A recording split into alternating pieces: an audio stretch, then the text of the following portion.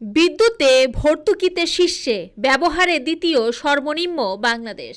বিদ্যুতে ভর্তুকিতে প্রতিবেশী দেশগুলোর মধ্যে বাংলাদেশই সবচেয়ে বেশি মাথাপিছু ব্যয় করে, অথচ মাথাপিছু বিদ্যুৎ ব্যবহারের দিক থেকে আমাদের অবস্থান সবচেয়ে কমের দিক থেকে দ্বিতীয়।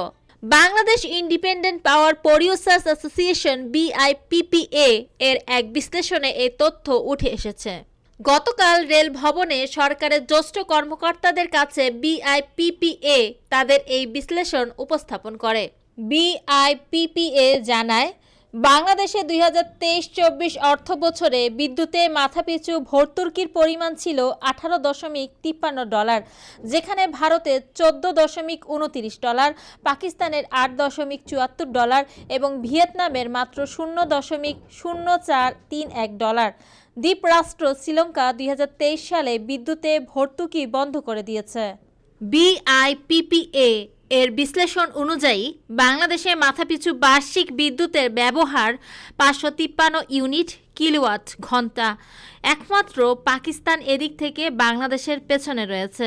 তারা আরও জানায়, প্রতিবেশী দেশগুলোর মধ্যে বাংলাদেশেই আবাসিক গ্রাহকরা অর্ধেকের বেশি বিদ্যুৎ ব্যবহার করে, যা মোট ব্যবহারের প্রায় 56%।